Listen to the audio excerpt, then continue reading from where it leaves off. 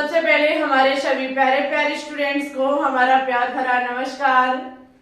आज हम आपके लिए क्लास 12 चैप्टर फर्स्ट ठोस अवस्था का पार्ट 3 लेकर के आए हैं, जिसमें बात करेंगे एकम कोशिका के वर्गीकरण पर, जो कि हमारा होगा पैरामीटर के आधार पर। सभी स्टूडेंट्स को पता है कि इसके पिछले लेक्चर में हमने आपको क्रिस्टल जालक के बारे में पढ़ाया था, उसके बाद एकम कोशिका पढ़ाई, वहीं पर हमने कणों के आधार पर एकम कोशिका का वर्गीकरण भी कराया था।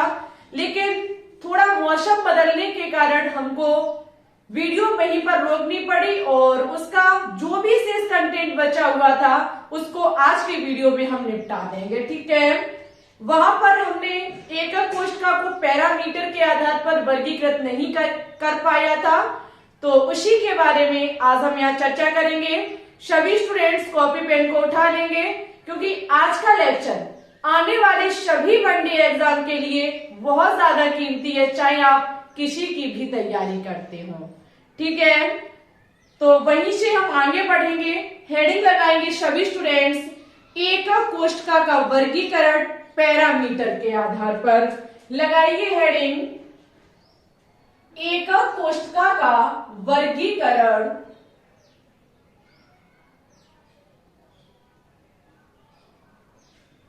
कोशिका का वर्गीकरण यानी कि क्लासिफिकेशन। किसके आधार पर?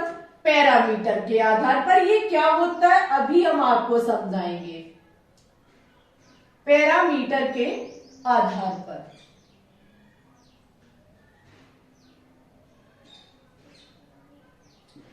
देखिए, सभी विद्यार्थियों को पता है कि एकम कोशिका क्या होती है, यूनिट सेल। हमने ये चीज आपको कल बहुत बारीकी से समझाई थी, शायद ऐसे आपने आज से पहले कभी नहीं पढ़ी होगी। एकम कोशिका जो किसी भी क्रिस्टल जालक का एक छोटा सा रूप होती है।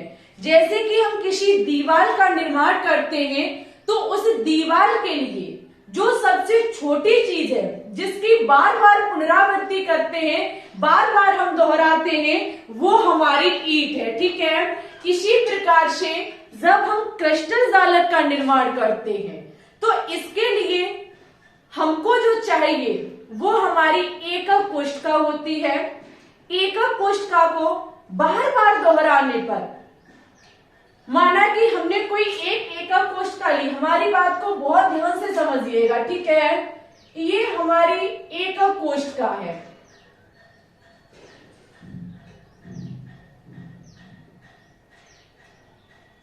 ये रही हमारी एकम कोशिका।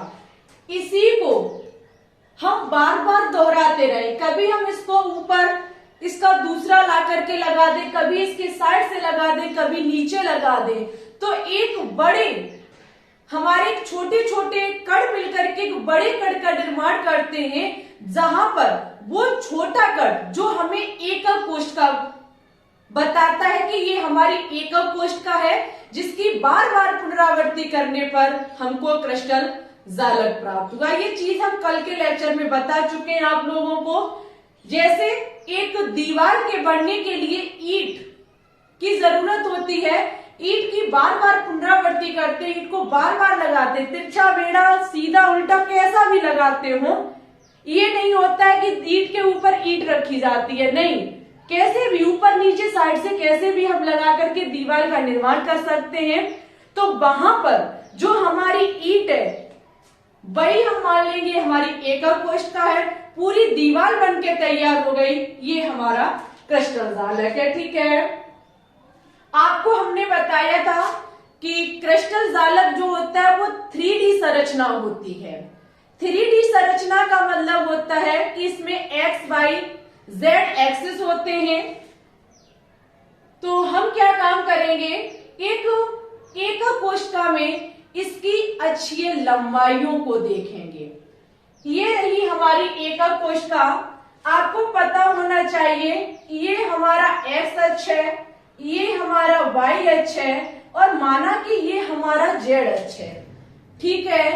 इस एकम कोशिका में हम इसकी देखेंगे अक्षीय लंबाइयां। जब हम इसकी अक्षीय लंबाइयां देखेंगे तो हम यहां से इसके पैरामीटर के आधार पर इसको वर्गीकृत करेंगे। कहने का मतलब ये है कि अगर हम किसी भी हालत में क्या काम करें, अगर एक्स अक्ष में जो लंबाई हम लेंगे अगर इसको थोड़ा ज्यादा कर दें, वाई अक्ष में थोड़ी ज्यादा कर दें, जेड अक्ष में अगर ज्यादा कर दें तो बनने वाली नई एकक कोष्ठका का रूप अलग होगा। समझिए मेरी बात को। हम अगर इसकी अक्षीय लंबाइयों को देखें,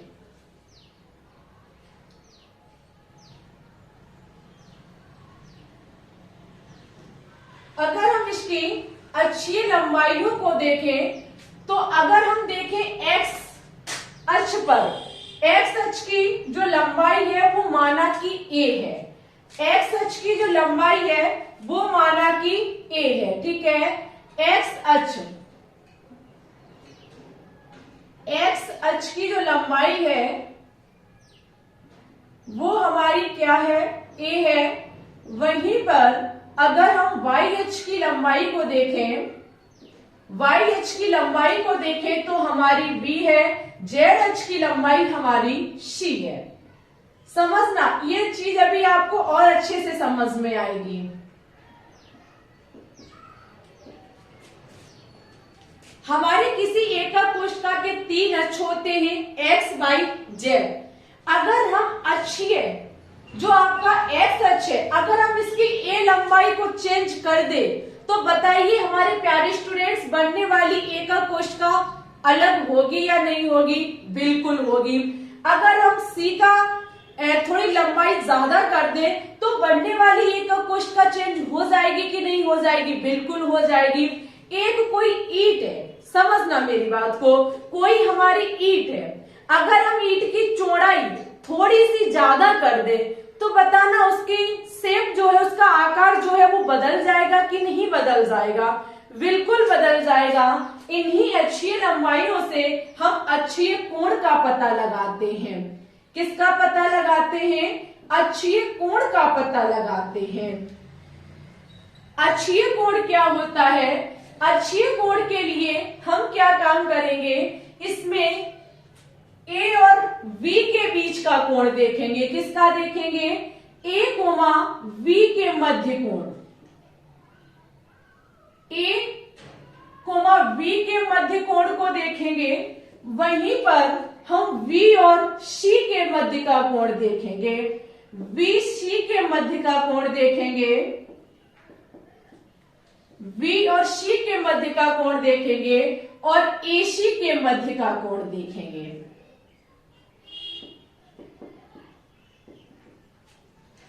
यहां पर कुछ देर के लिए ए को हम अल्फा मानेंगे, बी को हम बीटा मानेंगे और आपका सी जो है इसको हम गामा मानेंगे। समझना मेरी बात को, हमने अक्षीय लंबाई देखी, एक्स की ए है, वाई की बी है और जेड की हमारी सी है, ठीक है। अक्षीय कोण से हम अक्षीय लंबाइयों से हम इनकी अक्षीय कोण को देखेंगे।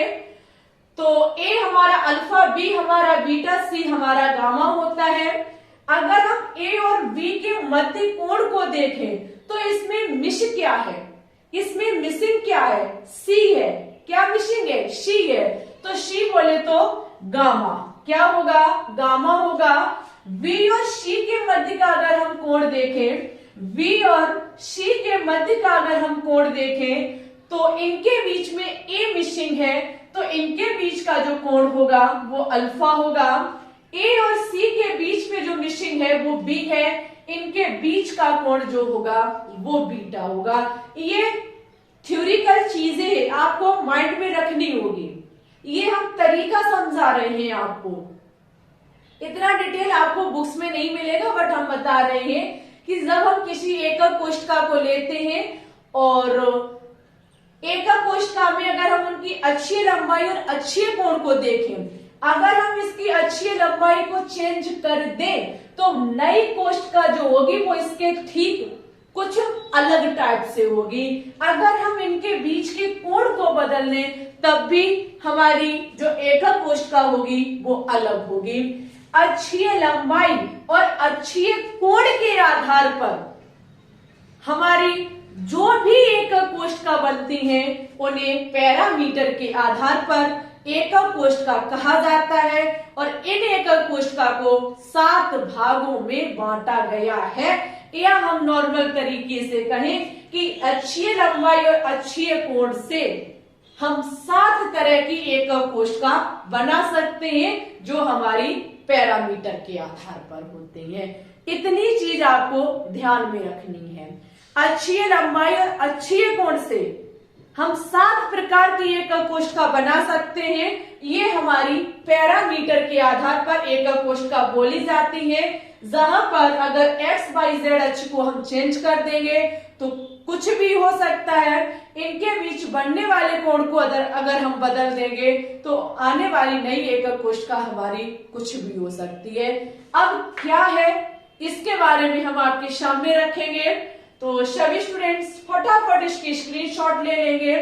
उसके बाद हम आपके सामने पैरामीटर के आधार पर जो 7 एकक कोष्ठका होती है सभी को यहाँ पर लिखेंगे, ठीक है। तो चलिए अब हम देखेंगे कि पैरामीटर के आधार पर कौन हमारे 7 समुदाय है।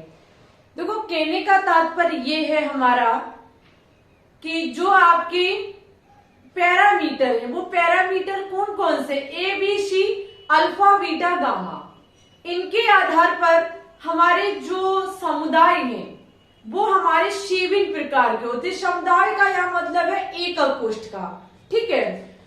यहाँ पे अगर हम देखें समुदाय के नाम लिखा हुआ है अक्षीय दूरियां यानी कि अक्षीय लंबाइयां, अक्षीय कोण, जो जालक और उदाहरण इनके। इन चीज को समझना, पहला है हमारा घन जिसमें ए बी सी तीनों बराबर होते, जो आपकी अक्षीय लंबाई है ए बी सी तीनों ही बराबर होंगे, साथ ही साथ अल्फा बीटा गामा ये तीनों 90 डिग्री के बराबर होंगे, ठीक है। पहला समुदाय कौन सा है? घन। एग्जाम में पूछा जाता है, इसमें ए बी सी तीनों बराबर, इनकी जो अक्षीय लंबाई है वो तीनों बराबर होंगी, अक्षीय कोण भी 90 डिग्री के बराबर होंगे, ठीक है। अगर हम इसमें उदाहरण देखें, ऐसी कौन सी एकक कोष्ठका जो घन के रूप में होती है, वो हमारी NaCl, KCl, ZnS, हीरा, कॉपर, लेड ये सभी हैं, ठीक है। कभी कभी जालक भी पूछ लिया जाता है, तो जिसमें हमारी जो A B C alpha beta gamma 90 degree के बराबर होते हैं, उसमें हमारी आदि अंता केंद्रित और फलक केंद्रित होते हैं। कहने का मतलब है ये चीज हम अपने इच्छा अनुसार नहीं लिख रहे हैं। एक वैज्ञानिक हुए थे जिन्होंने इस चीज के बारे में बताया है कि घन जो होता है वो कैसे जालक बना सकता है। इसमें आदि भी हो सकता है। आदि का मतलब होता है SCC, यानी कि सभी 8 कोनों पर कण होंगे। वहीं पे अंता केंद्रित का मतलब जो कि आपका जिसमें 8 कोनों के साथ साथ केंद्र पर होगा। फल्क केंद्रित का मतलब होता है 8 कोनों पर कण होंगे और फल्क प्रत्येक फल्क पर भी होगा, ये होता है, ठीक है। वहीं पर सेकंड हमारा समुदाय है चतुष्फलकीय, जिसे 2 समलंबाक्ष भी कहा जाता है, जिसमें ए बी के बराबर होगा लेकिन सी नहीं होगा, ठीक है। A equal to B not equal to C, जिसमें अल्फा बीटा गामा तीनों 90 डिग्री के होंगे। अच्छा समझो, अगर ए बी सी, ए जो आपका ए है, आपका ए है, बी है और सी तीनों ही एकदम बराबर है, ठीक है। जब हमारे तीनों बराबर हैं तो जो आपका समुदाय होगा वो इस प्रकार से होगा, ठीक है। अब एक में ए हमारा थोड़ा सा ए और हमारा बी तो बराबर है, लेकिन अगर सी हमारा इनके बराबर नहीं है तो बनने वाली हमारी एकक कोष्ठका थोड़ी सी कैसी होगी, कैसी भी होगी, लंबी हो सकती है, चौड़ी हो सकती है। ठीक है, तो इसका मतलब ये है कि जिसमें ए और बी, एफ एच और वाई एच तो बराबर है, लेकिन जेड एच बराबर नहीं है, लेकिन अल्फा बीटा गामा 90 डिग्री के बराबर है, तो ये हमारा क्या होता है, चतुष्फलकीय, जिसे दो लंबाक्ष भी कहा जाता है। इसमें जो होंगे वो आदि अंता केंद्रित जालक बनेंगे। ठीक है, इसके उदाहरण जैसे कि सफेद जिंक, ये चतुष्फलकीय होता है। कैसा होता है, चतुष्फलकीय होता है। सफेद tin, SnO2, TiO2, PO4। Okay, वहीं पर आगे है हमारा विषम लंबाक्ष, जिसे चतुर्भुजीय कहा जाता है। इसमें A not equal to B not equal to C, इसमें तीनों एक दूसरे के बराबर नहीं होते। एक्स एच बताओ इतना बड़ा है तो वाई इतना सही रह जाए, जेड इतना सही रह जाए, तो बनने वाली नई एकक कोष्ठका हमारी कुछ अलग टाइप से होगी।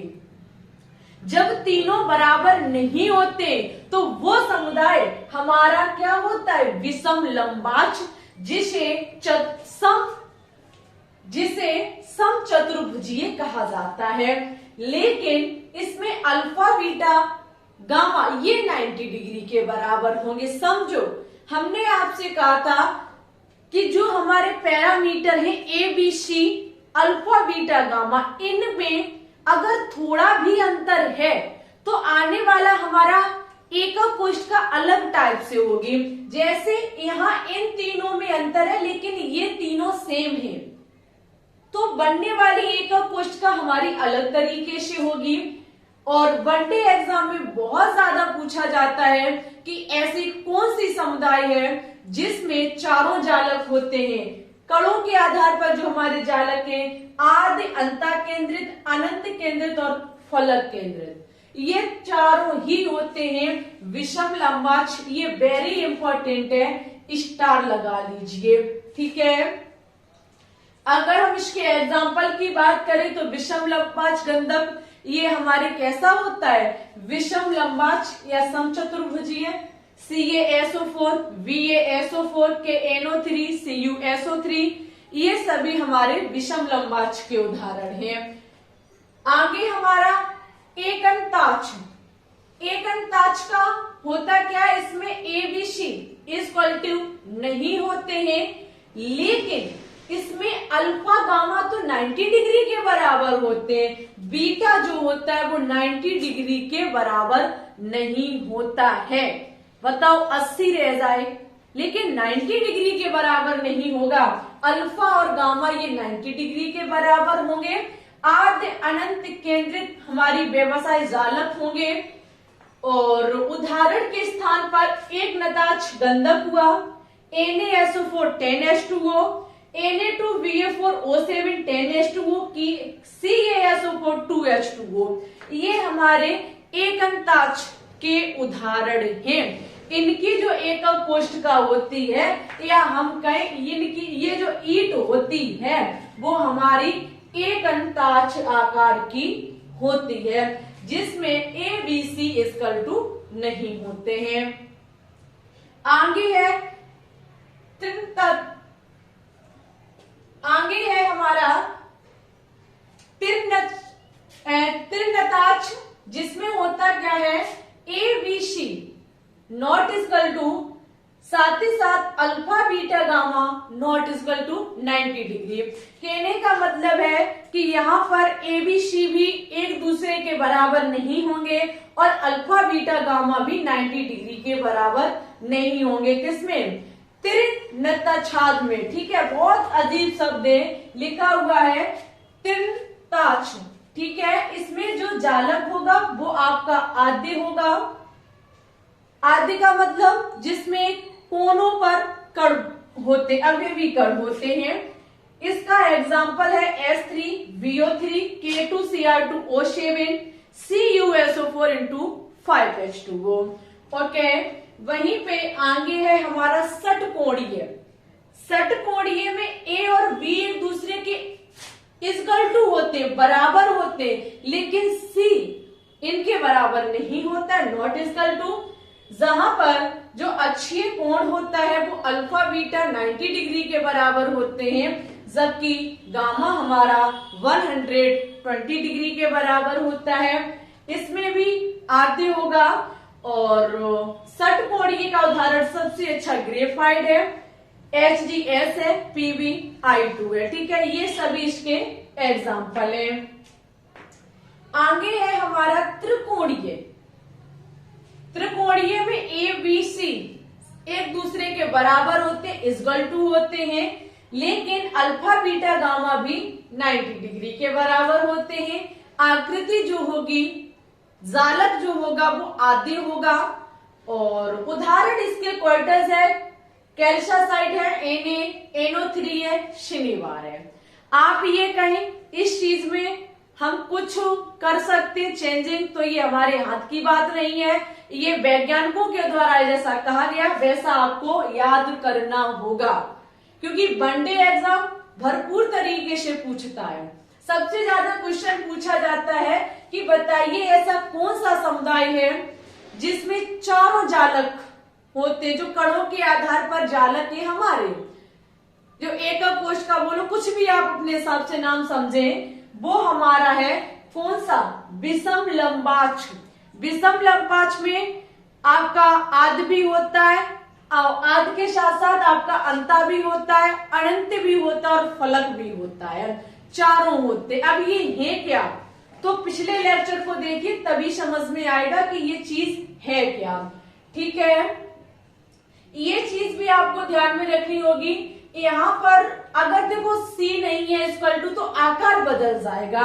अगर A थोड़ा लंबा, B उससे छोटा, C थोड़ा लंबा, तो बनने वाली नई एकक कोष्ठका का आकार बदल जाएगा।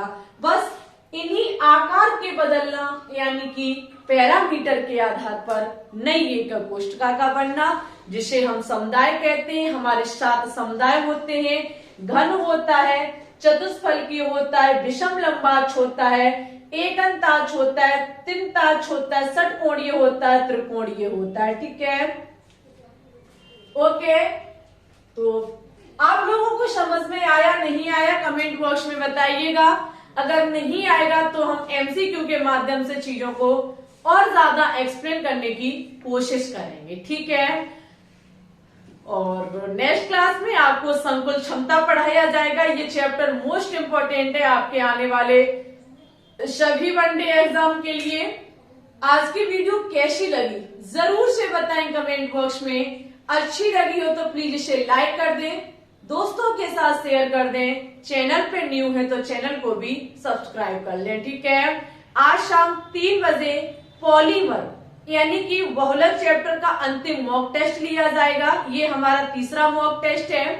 और इसी के साथ आप गुरुवार के दिन यानी कि बृहस्पतिवार आप अपने डाउट क्लियर कर सकते हैं। अगर हमने अभी तक जो भी टॉपिक कराए हैं 2023 वनडे एग्जाम के लिए, तो कोई भी डाउट है आप अपनी कॉपी में नोट डाउन कर सकते हैं और थर्सडे के दिन हमसे पूछ सकते हैं, क्योंकि थर्सडे के दिन शाम 3 बजे हम लाइव आएंगे जहां पर आपके डाउट को क्लियर करेंगे। ठीक है, और वैसे लगातार 3 बजे हमारे ऑर्गेनिक केमिस्ट्री के मॉक टेस्ट चलाए जा रहे हैं।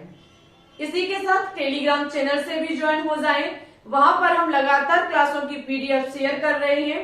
अगर PDF से क्वेश्चंस को अच्छे से क्लियर करना चाहते हैं तो टेलीग्राम जरूर से ज्वाइन कर लें। ओके, आज के लिए बस इतना ही रखते हैं। पढ़ते रहिए, आगे बढ़ते रहिए, ऊंचाइयों को छूते रहिए। मिलते हैं शाम 3 बजे की क्लास में। तब तक के लिए सभी स्टूडेंट्स को ऑल द बेस्ट।